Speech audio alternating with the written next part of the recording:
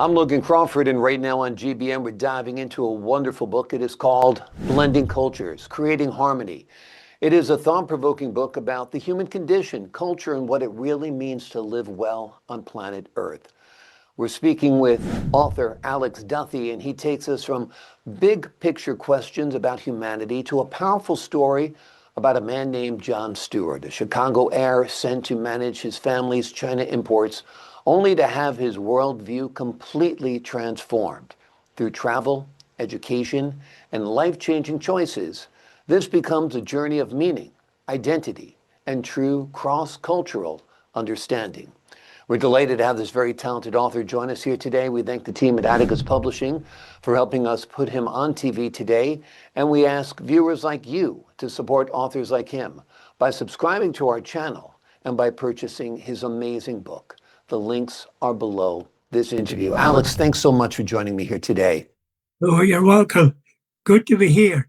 Great to have you on the show. This is a wonderful book. It does show us what we can learn from travel, from appreciating other cultures. What made you decide to write it? Well, we spent 24 days in China, going from Beijing to Shanghai, all the way down to Hong Kong. 5 different flights down, plus the trip down the Yangtze River. Fantastic. Yeah. I loved the whole thing. Yeah, it's a completely different experience being in China. It's unlike Europe, it's unlike North America. It's its own unique world, right? Yeah, and I had expected a bunch of coolies and, rice paddies. Here, No, they got are huge cities. so far ahead in technology. It's amazing. I loved it. It is. Yeah. Yeah, So, they have high-speed trains, they have mega skyscrapers, and considering there's 1.5 billion people in that country, it's incredibly orderly, and it never really feels crowded. No. And they have a plan for the future that lasts. They have 15, 20-year plans. It's amazing. Exactly. My wife is from China, and she says it's easier to run China because it's a dictatorship. They basically say what they're going to do and they do it. There's not much debate. So I've traveled extensively through China as well, but they are very forward thinking and they've made a lot of progress, particularly over the last couple of decades. Let me ask you about Jon Stewart. Why did you choose him as a character to bring us through the journey? Just came out of the air. Wonderful. Yeah. So you basically created a little novel-like approach to your storytelling. Absolutely. Yeah, all the names are made up, except mine. Exactly. Well, yours is the important name, Alex. Tell us a little bit about what do you hope readers take away from Jon Stewart's travels or what they learn about blending cultures? Well, I cover a lot of aspects. The travel bit, of course, to all the different attractions in China, which were amazing. But I wanted to discuss as well the problems if you want to emigrate a child from China to the States. So I went through all that stuff, what you have to do and the problems and things like that. Not that I know all this, but I found out, I researched it. So, yeah. So Exactly. that's my second book. So what was your first book? Tell us about your first book. Oh, it was called Absolute Time. Okay. And I'm challenging Einstein's theory of time dilation. Because I used to go to a science seminar every month in Waterloo at the Perimeter Institute. Scientists from all over the world were there and telling us things. But 6 times I held my hand up. I was shaking because I'm not used to speaking, challenging what they're saying. And I thought it's maybe time I put it in a book. And it's so simple, the answers, I think. Exactly. In my mind, anyway. you know, And this was your profession. You're a professor, correct? Or a no, professional I'm an engineer? engineer. I'm a professional engineer. Yes. Yeah. Yeah. So I So you've work thought in long, hard about these questions, right? Oh, yeah. Yeah. That's what we do.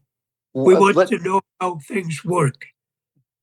tell us, what is your basic challenge to Einstein's theory about time?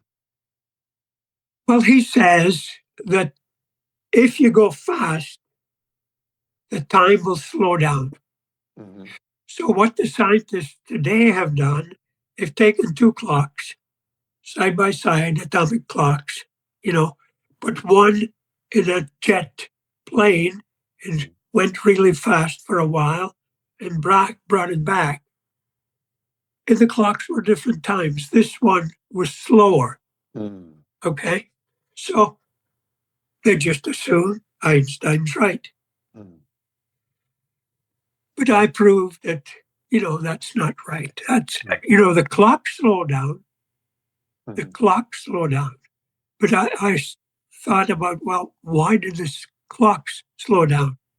Because the clock time is measured by the cycles of an Sessian atom. So Mhm. I looked into that.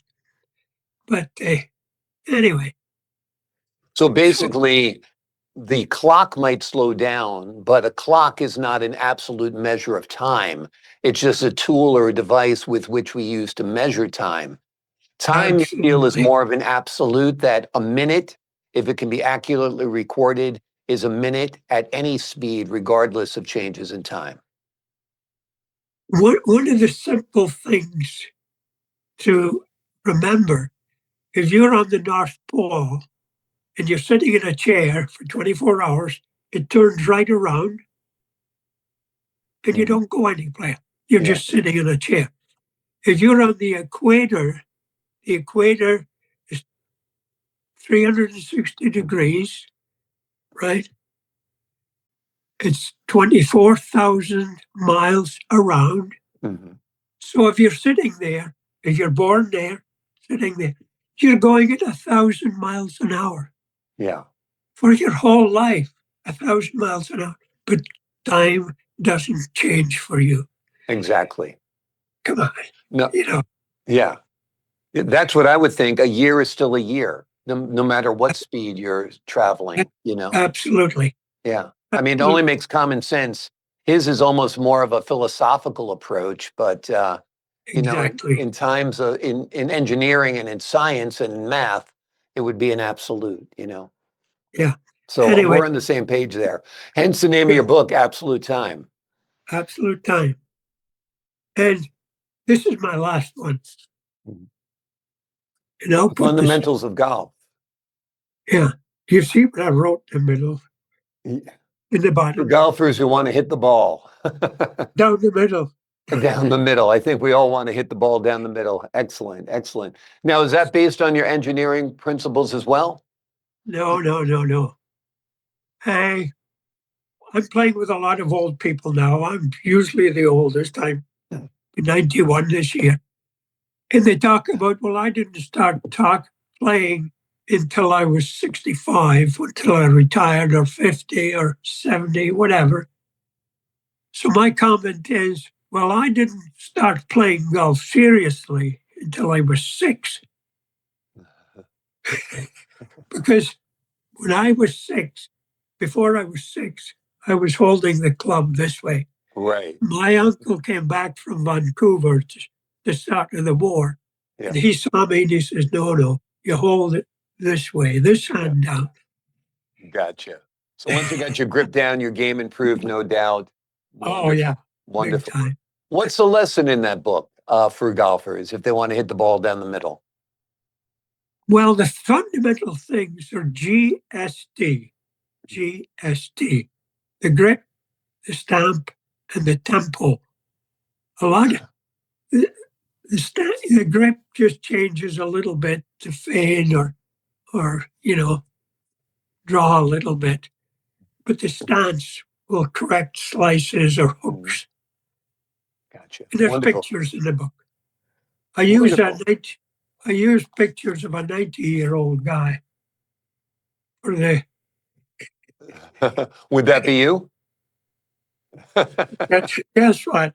Well, you're doing great. I think you need to write another book on the secret to living well into your advanced years because you look and sound great and you're going strong at 91, which is excellent to see and hear, my friend.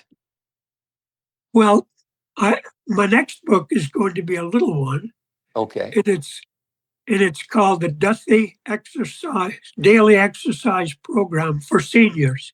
great. Because I get up every morning and spend 25 minutes doing my 10 things I cover. Legs, arms, stomach, chest, sides. Yeah, And it's all wonderful. in pictures. Again, I've got a good day. Wonderful. Well, Actor, good keeping actor. moving is important, right? Oh, for sure. Yeah, For sure. exactly. And keeping limber and keeping flexible is important because we lose so much flexibility as we get older that it's Yeah. important to focus on that. Yeah. Yeah. So I'm Wonderful. still playing golf twice a Hmm. week, but we won't start until the first week of May Yeah. because the golf courses are all closed right now Gotcha. up Gotcha. here. Yeah. Yeah. So So I'm sure you're looking forward to the 1st of May when you can get out there again. absolutely. Yeah. Absolutely. Yeah, Wonderful. absolutely. Wonderful. Yeah. Well, so you've got 3 books already published, a 4th book coming about your exercise program. So you're doing great. Um, No, there's one more now. one more. Okay. An engineer, an 89-year journey of memories. So that's your memoir, I presume, right? Yeah, yeah, kind of. I write it the third person because it's easier to without bragging. You Right. just, Exactly. Yeah. so So when you look back on your 90 plus years, what are the standout events in your life? the toughest ones were I lost my oldest son when he was Mm. 15 years old. Ah,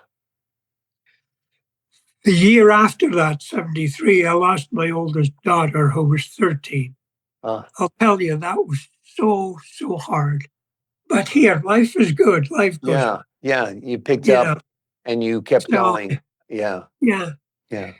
I guess I did a lot of traveling Hmm. in my career because I was told, because I had moved through my apprenticeship really good Hmm. up to the top Yeah. design office. And a personnel manager told me, he says, you got two choices for your career. One, you join a really good company, Rolls Royce or GE, you move up the line, you get more money. At the end, you have a pension, you got a good life. Hmm. But he says the way you appear to advance well and need a challenge, you should change industries every 5 years. Hmm. Never, no more than 5 years in any industry. And that's what I did. Yeah. I did what I'm Amazing. told. Just Yeah. like at home, I did what I'm told. Right. So you did not take the easy path of building within one company and going up, up, up the ladder. Instead, you chose what you wanted to do in chunks of 5 years. I think that's a more interesting way to do it. I think Oh, it was you've a great life. mastered everything in 5 years. Why continue building in that direction, right? Yeah, it's Yeah. just repetitive after that. Yeah. Your work is Exactly. repetitive, Exactly. Yeah. you know. And the most significant change in me when I became a Christian, Mhm. my life changed. Mhm. Yeah. So there, Wonderful. Wonderful. Well, what a wonderful life it is. it is a wonderful life. And Yeah. you've done a great job on all of these books. Obviously, another hat you wear, another industry you're involved in now is writing. And we're glad you are. The book we've been primarily focusing on today is called Blending Cultures, Creating Harmony. It Yeah, is a timely, go ahead, I'm sorry. that's good. Yep. That's good. Yeah, it's Yeah, a timely, thought provoking journey through global connection, personal responsibility, and what it means to be human in a complicated world. But Alex Duthie has a number of books out there. Absolute Time, his memoir as well, an exercise book is forthcoming. So look for all of those because they will be as equally as entertaining as this gentleman is and has been speaking with him today.